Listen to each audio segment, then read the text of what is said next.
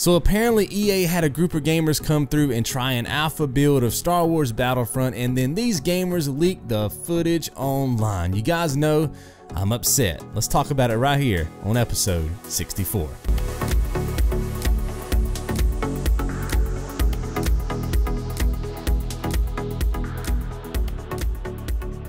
So many of you who have followed this channel for quite some time, you know that I'm a straight shooter. You know that if gamers are getting cheated out of their money, or, you know, a myriad of things that can happen from the publisher / developer point of view, that happens to us all the time. If they are wrong and I feel that we are right, then I will defend that 100%. On the flip side, I think a lot of you guys know that I will also defend the publisher / developer if I feel like they are right and the gaming community is wrong. You know, I just think that's the way it should be. I'm not one of these people who will automatically side with gamers just because we're gamers and we have to, you know, be against the companies and be against the big dogs and all that kind of stuff. I'm not that kind of person. I look at things very logically, very rationally, and based on the information I have at that specific time, I will defend the party or parties or group or whatever the individual that I feel like needs defending. That's just the way that it works. And I say that because I'm reading an article up on GameSpot. I'll link it in the description below. And I encourage you to read that as well as the comment section, because that's kind of where I'm coming from with this commentary. So apparently EA invited a bunch of gamers out to experience Star Wars Battlefront. It was a very secretive type thing.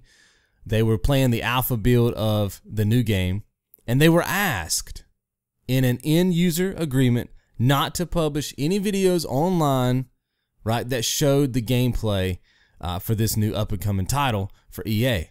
Now, before I go any further, let me say this. When you're invited out to experience something like this, and somebody tells you specifically, hey, this is a big deal, you know, we're inviting you out, we're gonna let you play this game, but please, just don't talk about it, right? We're trying to get some information about how you're experiencing the game, maybe some bugs and glitches, whatever. We have our reasons for having you here, but this is not a press event.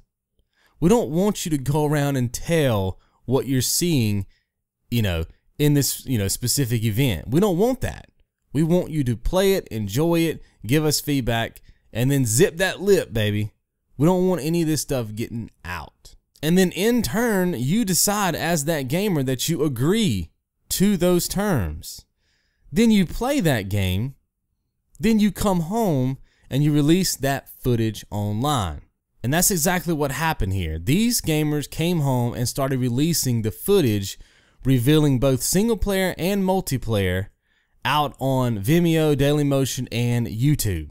Now you have EA scrambling to take these videos down off of these major platforms, right? But we all know that even if they end up taking the content down, it's the internet. Somebody's already screen grabbed or wrote a blog about it, or, you know, something like that. And they're never going to be able to truly take that information, you know, offline. But my point is this. You have people in the comment sections of not just this website that I'm, you know, reading this article on, but other websites defending the gamers. They're saying things like, yo, EA deserved this, man. They make bad games, and Battlefield 4 had buggy issues when it launched. They deserve this, man, because they put out bad content, etc., blah, blah, blah. And they're totally defending the gamers. They're basically saying that even though I'm the gamer that went in there, played this game, signed an agreement, made a contract with these people saying, hey, made a promise to these people, hey, I'm not going to leak your stuff online. They're defending the fact that they actually did that. That's the state that we're in right now as a gaming community. This should be a no-brainer. Everybody should read this article, and regardless of how you feel about EA, regardless of what they've done to you in the past, hey, look, I've had issues with EA games in the past myself. But like I said at the beginning of this video, there is right and there is wrong.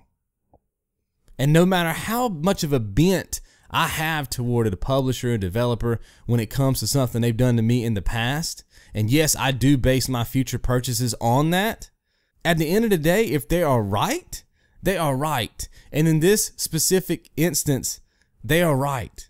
But the fact that as a gaming community, we don't see that because we have some slight against the company is crazy to me.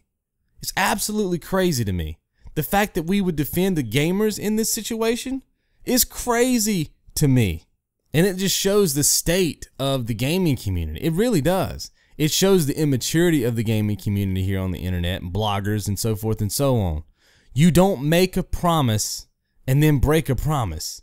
This isn't new, people. This isn't something that I don't even think we have to debate about. This is some kindergarten stuff right here. This is stuff you learn when you're a kid. When you say you're going to do something, you do it. They agreed to not say anything about the game and not to specifically put videos on the internet, and they did that. That is wrong. No matter how you slice the pie, no matter how much you think about EA or don't think about EA, it's wrong. This is the kind of stuff that really gets to me. You know what I mean? This is the kind of stuff that really burns me up on the inside. Because I've said this before, I think if we could crawl inside one of these offices of these developers and publishers, we could crawl inside of one of their board meeting rooms, no cameras on them. We could hide somewhere in the vents or put some kind of audio device around so we could capture what they're saying. I can only imagine the hate speech and crazy stuff they say about us behind closed doors. They can't say that stuff in public because they would just ruin their company. But I think they all think to a degree about us the same way that we think about them. I don't think they like us too much. And stuff like this is proof of that, right?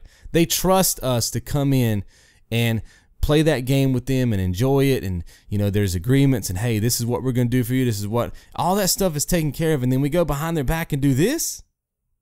I can only imagine the filth they throw down on us behind closed doors. And to be a fly on that wall. This stick it to the man mentality, I think, is going too far when we think that stuff like this can go down and it's still in our favor. You know what I mean? Look, I'm all about sticking it to the man. When they do something wrong and it's their fault and they give us a buggy mess or they lie about how their game is going to look before it drops and we spend our money on it and we get it home and it ain't what it is, I get that. And at that particular time, I side with all gamers, whether I'm the one that got the glitch or somebody else did.